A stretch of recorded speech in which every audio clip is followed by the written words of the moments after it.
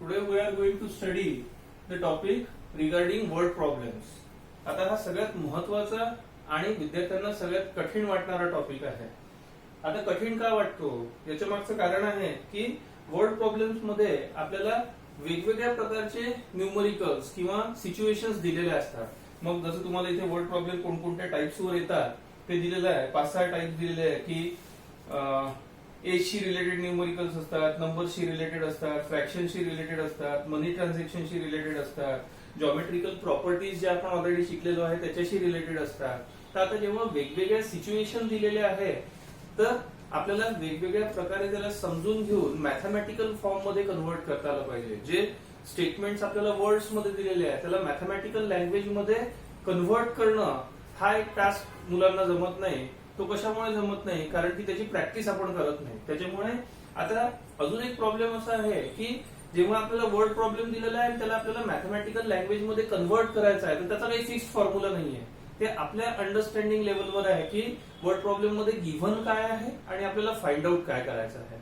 तर जसं स्टार्टिंग मध्ये तुम्हाला बुकमध्ये फ्लो चार्ट सारखं दिलेलं आहे की काय काय करायचं आहे. तर सगळ्यात पहिले महत्वाची गोष्ट जी आहे ती आहे वर्ड प्रॉब्लेम व्यवस्थित वाचून घेणं, त्याचं प्रत्येक लाईन अँड लाईन समजून घेणं. त्याच्यानंतर आपल्याला काही गोष्टी सपोज कराव्या लागतात. जसं आपला चॅप्टर कोणता आहे, linear equation in 2 variables. So x आणि वाय आपल्याला हे करायला लागेल, सपोज करावं लागेल की आपण एक्स कशाला म्हणणार आहे, वाय कशाला म्हणणार आहे. त्याच्यानंतर त्याला मॅथमॅटिकल फॉर्म मध्ये कन्व्हर्ट करायचं आहे, म्हणजे लिनियर इक्वेशन फॉर्म करायचं आहे आपल्याला. त्याच्यानंतर आपल्याला जी सुटेबल मेथड वाटेल, 2 मेथड्स आपण शिकलेलो आहे, त्या 2 पैकी जी सुटेबल मेथड वाटेल ती मेथड वापरून आपल्याला सॉल्व्ह करायचं आहे. म्हणजे आपल्याला एक्स आणि वायच्या व्हॅल्यू मिळतील त्याच आपल्याला फाइंड आउट करायचं आहे. आणि सगळ्यात मोठी अजून एक जी चूक करतात मुलं की एक्स आणि वायची व्हॅल्यू काढून तिथेच आन्सर थांबवून देतात. हे वर्ड प्रॉब्लेम्स आहे. तर वर्ड प्रॉब्लेमचं आन्सर हे नेहमी स्टेटमेंट मध्ये असलं पाहिजे. सो फायनल आन्सर जे आहे, जसं तुम्हाला एजशी रिलेटेड विचार असेल की अमुक एक व्यक्तीचं प्रेझेंट एज काढा किंवा 5 वर्षानंतरचं एज काढा, तर फक्त एक्स आणि वायची व्हॅल्यू काढून चालणार नाही. तर शेवटचं तुमचं आन्सर हे स्टेटमेंट मध्येच असलं पाहिजे, याच्याकडे प्रामुख्याने लक्ष द्यायचं आहे. मग आता वर्ड प्रॉब्लेम्स खरंच कठीण आहे का? बिलकुल कठीण नाही आहे. पण मॅथमॅटिकल लँग्वेज मध्ये कन्व्हर्ट करण्यासाठी त्याचा कोणताही फिक्स फॉर्म्युला नाहीये जो आपण वापरू शकू.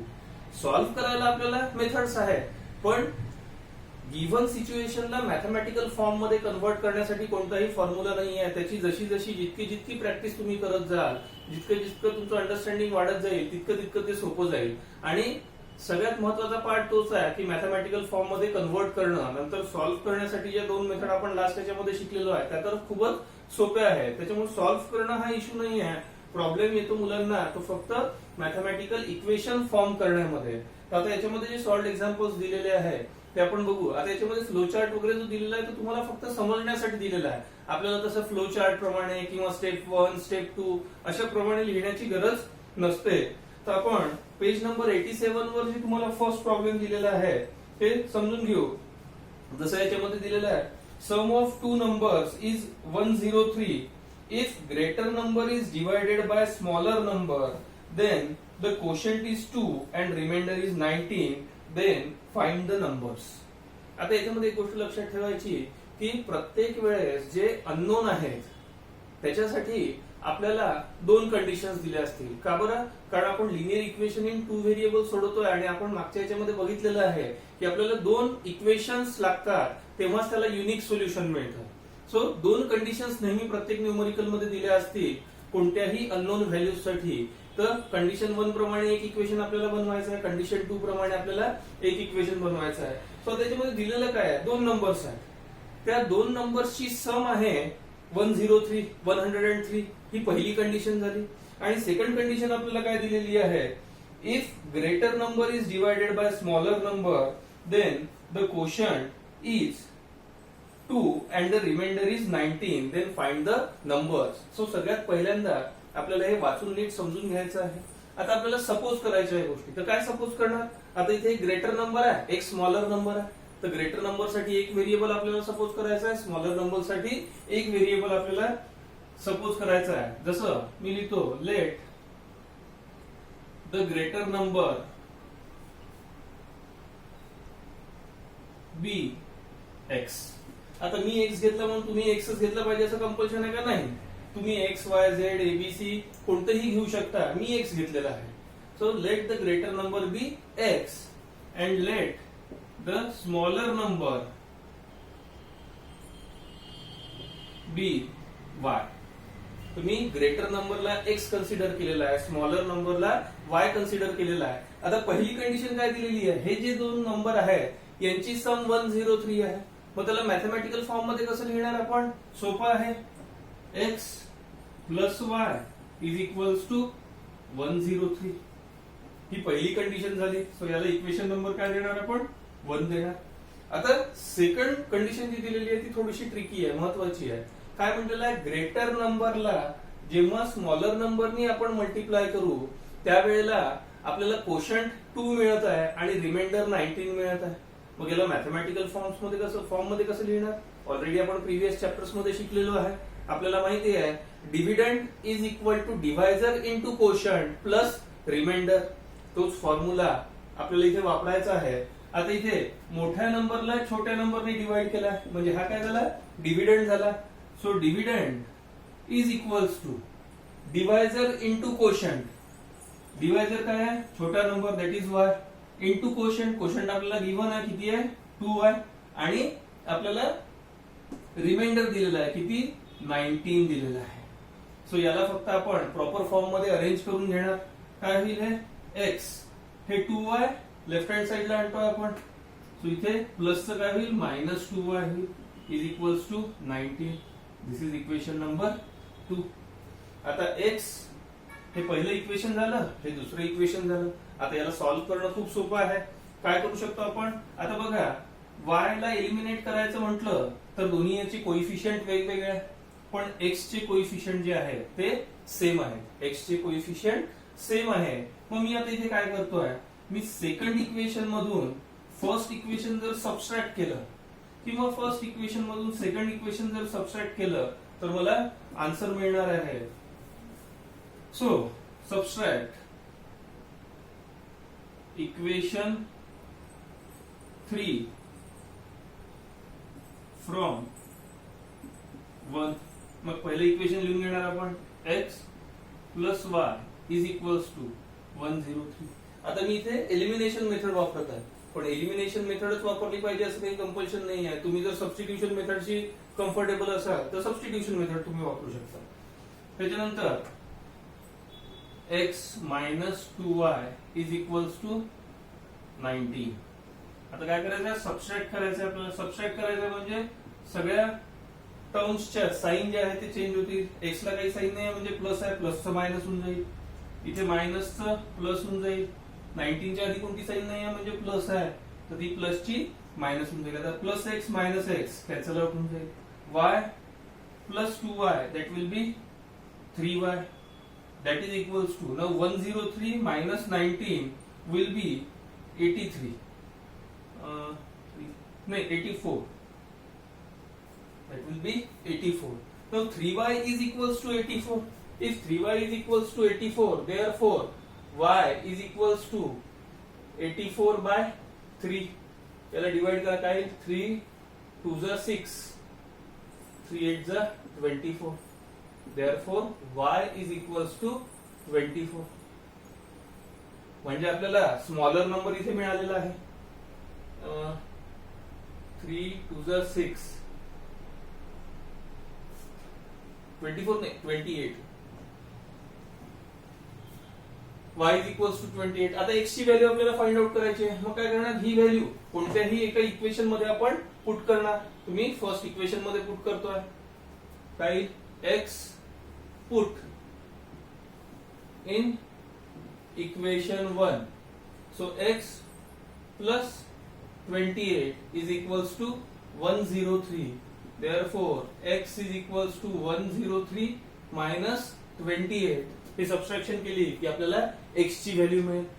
आता इथेच सॉल्व्ह करून थांबायचं नाहीये. फायनल आन्सर आपलं जे असलं पाहिजे, आपल्याला काय म्हटलेलं आहे, फाइंड द नंबर्स. सो त्याच्यामध्ये आपण शेवटी लिहू शकतो देअरफॉर गिव्हन नंबर्स आर 28 आणि याची सबट्रॅक्शन करायची, तो सेकंड नंबर राहील. किंवा असे लिहू शकतो, आता greater number is this and smaller number is this. आता आपण नेक्स्ट क्वेश्चन पाहू. आता सेकंड एक्झाम्पल, शॉर्ट एक्झाम्पल जे तुम्हाला पेज नंबर 88 वर दिलेले आहे, त्याच्यामध्ये काय म्हटलेलं आहे, Sahil's age is 23 years more than half of the Sangam's age. 5 years ago the sum of their ages was 55 years. Find their present age. आता बघा इथे काय म्हटलेलं आहे त्यांनी की दोन व्यक्तींबद्दल बोलत आहे. साहिलचं एज हे 23 इयर्सनी जास्त आहे. कशापेक्षा?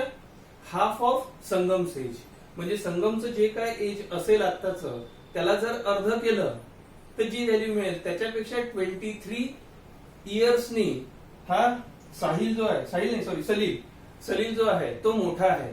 म्हणजे सपोज करून चालू आता आपण की सरगमचं एज समजा जर आता सध्याच्या घटकेला 10 वर्ष असेल तर साहिलचं एज काय होईल? पहिले तर सरगम आहे की संगम आहे? अरे सरगमही नाही आहे, हेही नाही आहे.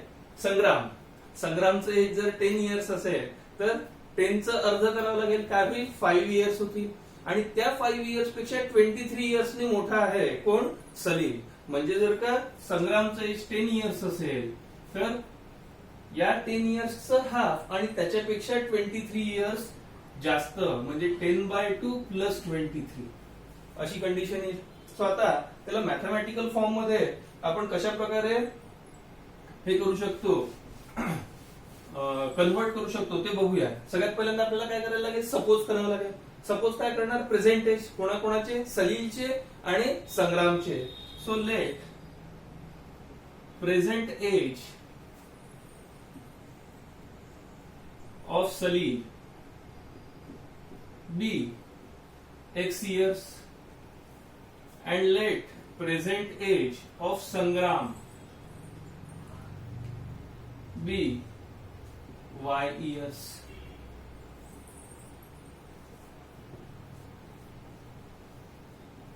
हे सगळ्यात पहिल्यांदा लेट करून घ्यायचं. आता इथे दोन कंडिशन्स दिलेली आहे. पहिली कंडिशन काय दिलेली आहे की सलीलचं एज जे आहे ते 23 इयर्स मोर आहे. सलीलचं एज 23 इयर्स मोर आहे. म्हणजे काय लिहावं लागणार आपल्याला? x इज इक्वल्स टू सलीलचं एज याच्यापेक्षा 23 इयर्सनी जास्त आहे, पण प्रेझेंट एज पेक्षा का नाही, प्रेझेंट एजच्या हाफ पेक्षा. म्हणजे काय होईल? जर आपण संग्रामच्या एजचं हाफ केलं आणि प्लस त्याच्या 23 केलं तर आपल्याला काय मिळेल? सलीलचं एज मिळेल. म्हणजे त्याला आपण कसं लिहू शकतो? संग्रामचं एज काय घेतलेलं आहे? y/2. कारण संग्रामच्या अर्ध्या वयापेक्षा 23 नी जास्त. So plus 23. बघा हे आता इथे 23 प्लस कुठे करायचे, कुठे हे करायचं, याच्याकडे नीट व्यवस्थित लक्ष द्यायचं आहे. काय म्हटलेलं आहे?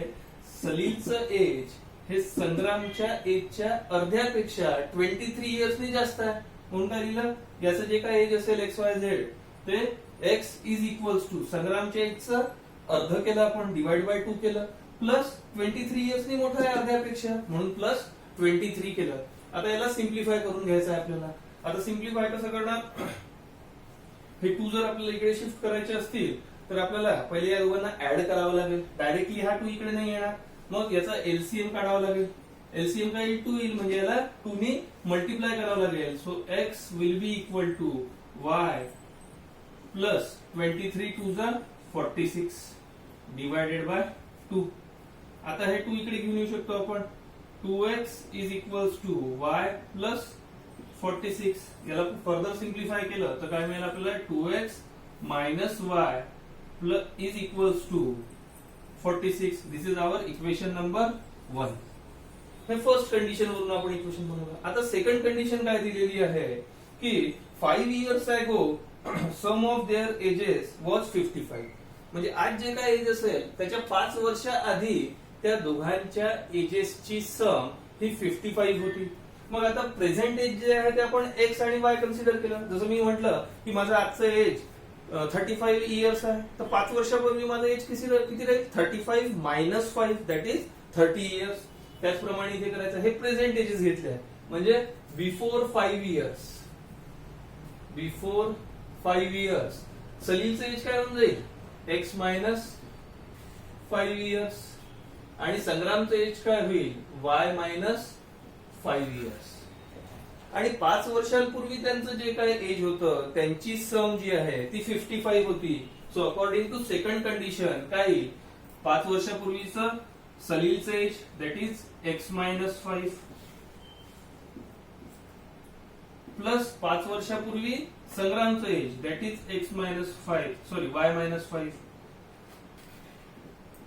Is equals to 55. आता हे -5 -10 होतील. -10 ला राईट हँड साइडला शिफ्ट केलं तर ते प्लस होतील. म्हणजेच काय वाचेल आपल्या जवळ x plus y is equals to 55 plus 10. Therefore, x plus y is equals to 65. This is equation number 2. आता इथे बघा, हे इक्वेशन नंबर 1 आहे, इक्वेशन नंबर 2 आहे. कोणत्याही एका मेथडने आपल्याला याला सॉल्व्ह करायचं आहे. आता इथे बघितलं तर x चे कोइफिशियंट वेगवेगळे आहे. सो x ला एलिमिनेट करण्यापेक्षा y ला एलिमिनेट करणं सोपं आहे.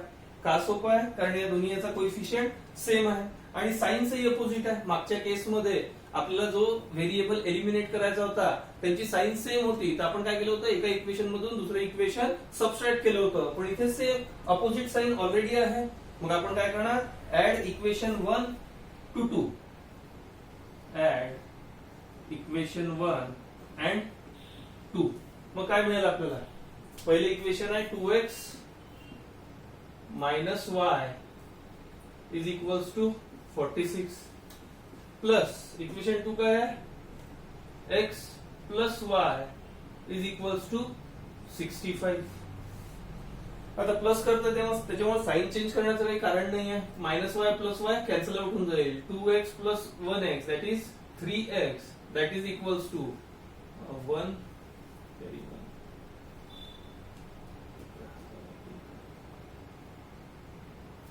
111. Therefore, x is equals to 111 divided by 3. So 3 3s are 9. किती होतील 2. 3 7s are